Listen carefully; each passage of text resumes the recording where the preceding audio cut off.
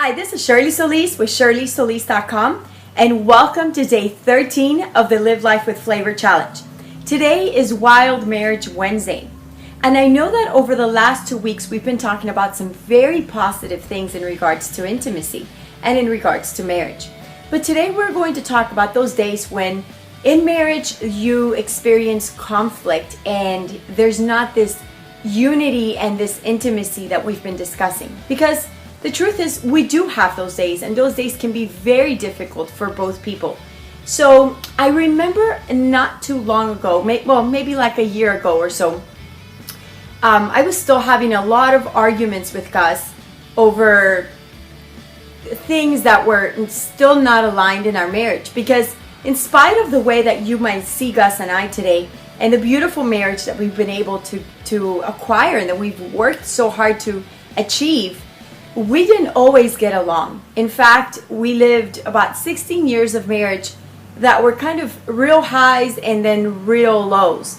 And I always knew something wasn't right, but I didn't quite know until 5 years ago I found out some very difficult things in our marriage, which we'll discuss at another time. With that said, it basically brought up in me all of the frustration, bitterness that I didn't even know I had inside, lack of forgiveness, and just a real doing away with our love. We didn't really have any love left for each other, and we had to work really, really hard to get to the point where we are today. So that's why I love to share things like this with you, because I bring forth all the experience from that time and everything that we've lived.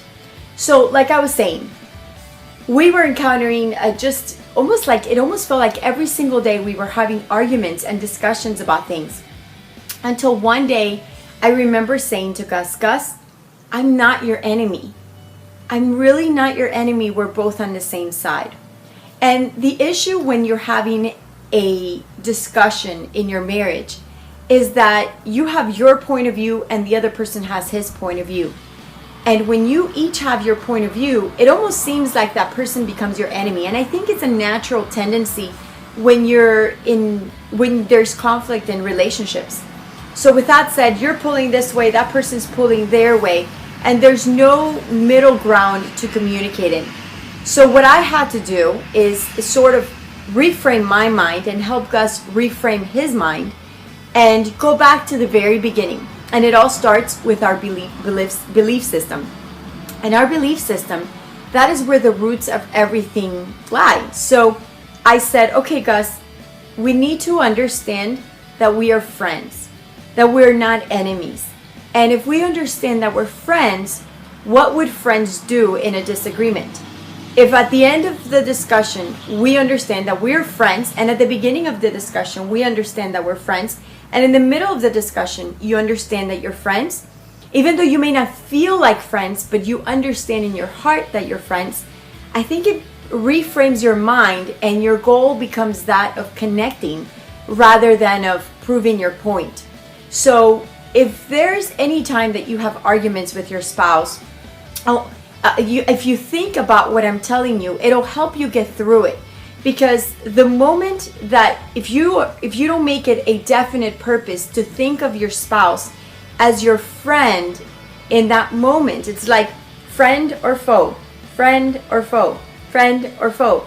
And you may know that he's your friend, but you're not acting like he's your friend, you're acting like he's your foe, then there's going to be a disconnect. But if you act like he's your friend and you believe that he's your friend, then your actions will show and will come forth in a very different way than if you were treating him like he's your enemy. And I am almost going to say, please share this video with your husband, because I know that it'll help him. I know it helped Gus tremendously, because the moment he understood. I mean, I think as an army guy, Gus very much could see me as his enemy. Not on purpose, but it was just his tendency. Like when he trained in the army, he was destined, he would see his enemy and he would find ways to eliminate the enemy, to do away with the opponent. And that's just almost like man tendency.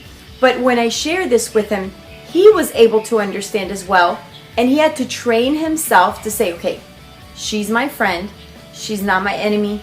We're looking for a connection. We're not looking for a disconnect. So I hope that you get this tip to heart. I hope that you'll share it with your spouse. I hope that you'll share it with your friends that are in conflict. You know, this one simple tip can literally be the beginning of uniting that marriage, of restoring relationships, because I know it was a big breakthrough for Gus and I.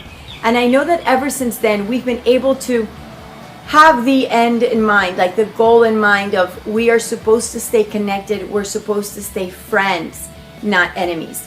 And so this one minor thing can literally save a marriage. So if you know of any people that are encountering conflict, if you ever are in conflict and you feel like, oh, you just want to, kill the other person, literally, then go ahead and take this to heart, make it yours, share it with your spouse, and share it with others who you know will benefit.